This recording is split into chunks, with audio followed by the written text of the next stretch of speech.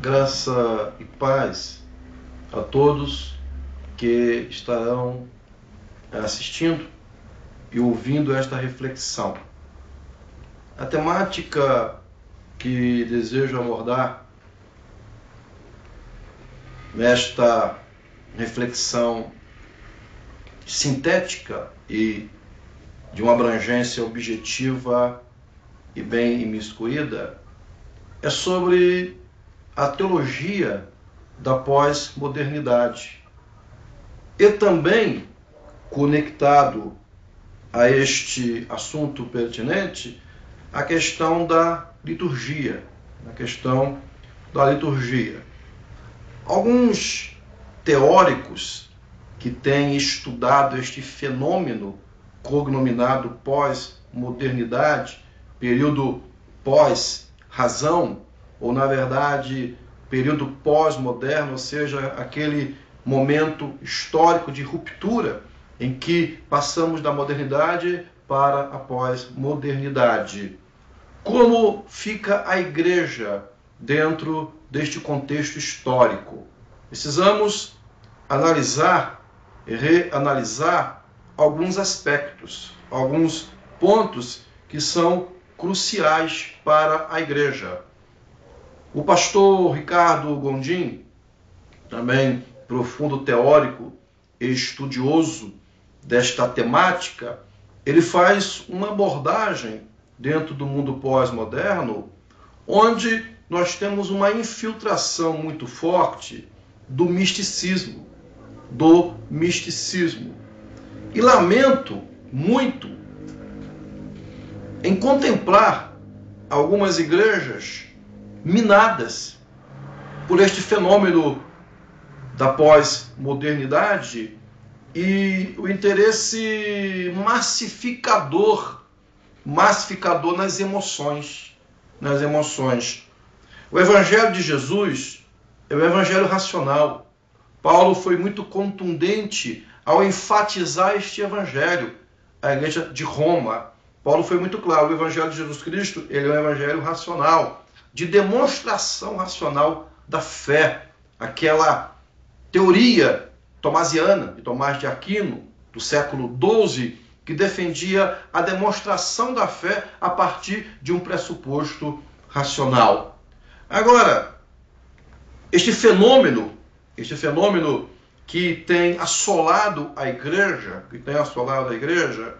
ele é motivado por alguns aspectos, por algumas tangentes que têm infiltrado-se no seio, no cume da liturgia e, de alguma forma, vivemos hoje o drama da liturgia dentro do contexto pós-moderno. Vivemos realmente esta dramatização, ou seja, estamos enfatizando por demais elementos emotivos e deixando de lado elementos racionais. Os desconstrucionistas é um sistema filosófico que analisa a questão da verdade a partir de uma leitura relativista. Como, por exemplo, a leitura que eu faço de um livro, o livro deixa de ser absoluto. A interpretação vai partir daquele que está lendo.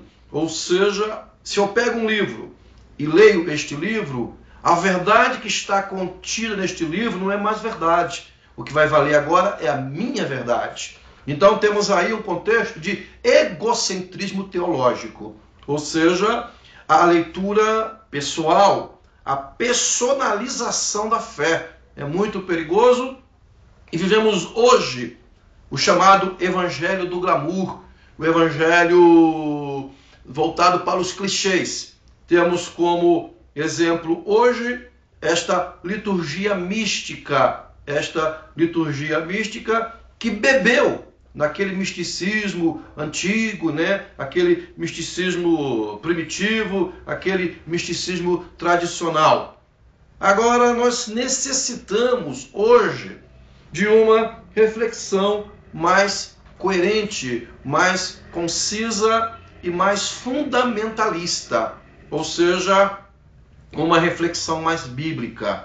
Paulo é muito claro, Paulo desmontou o misticismo antigo, né, dos gnósticos, que tentaram se infiltrar na igreja de Colossos, e Paulo rechaçou essa teoria, deixando bem claro que a soberania do Cristo da fé era intocável, ou seja, a ortodoxia do Cristo histórico que é intocável.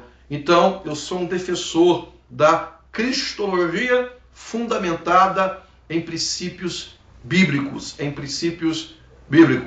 A mesma linha segue alguns teóricos, segue esta mesma linha, fazendo uma leitura da pós-modernidade. Temos como exemplo Richard Rorty, Michel Foucault, Derrida, que faz uma leitura antropocentralizada. Ou seja, o elemento chave na pós-modernidade é o homem. Então nós temos aí, na verdade, uma retomada daquele antropocentrismo lá período da idade anterior à Idade Média, aquele antropocentrismo grego, e depois nós temos o antropocentrismo renascentista, né? E hoje nós vivemos o antropocentrismo pós-moderno, né? O homem busca nele mesmo respostas. O homem não se aloja mais no divino, na divindade, na soberania de um Deus excelso e soberano. Mas o homem hoje se aloja dentro dele, ele volta-se para dentro, né? Aquela velha teoria grega, né? Teoria de Platão, olhar para dentro, olhar dentro de você e buscar a verdade dentro de você. A mesma linha que seguiu Agostinho, né? Aquela iluminação, a luz interior, a busca dentro, que vai alojar-se também no budismo, em teorias orientais, em meditações orientais. Então, precisamos reanalisar o nosso cristianismo. Hoje nós temos uma liturgia que pratica o mantra, que pratica a yoga, a levitação, o transe psicótico e tantas coisas mais que estão inseridas no contexto místico oriental. Então, necessitamos de um alojamento, de um descanso profético na Escritura. Então, o que eu coloco aqui nesta reflexão sintética, de abrangência objetiva, é voltarmos para a Escritura, é reanalisarmos nossa confissão de fé, nossa convicção de fé, o nosso credo de fé. Paulo foi bem claro: Cristo em vós, esperança da glória. Cristo em vós, esperança da glória. Outro elemento perigoso, danoso, dentro do mundo pós-moderno e do misticismo pós-moderno é a deificação do homem, né? Aquele pensamento que Hilary Putna, ele refuta, ele rechaça este pensamento da deificação do homem. O homem não pode ser deificado, ou seja, o homem não pode assumir o lugar de Deus. E no mundo pós-moderno, dentro do misticismo pós-moderno, o homem quer assumir o lugar de Deus. Então nós temos hoje igrejas neopentecostais que buscam de forma frenética esta emoção barata, este evangelho da graça barata que Dietrich Bonhoeffer falou-nos há tantos anos atrás, deste evangelho da graça barata, o evangelho de mercado, o evangelho de consumo, o evangelho massificador. Então, meu querido ouvinte, meu querido amigo e cristão, que Deus o abençoe abundantemente e que você possa centralizar-se na ortopraxia cristológica e bíblica e refute qualquer teorismo místico em nome de Jesus. Graça e paz.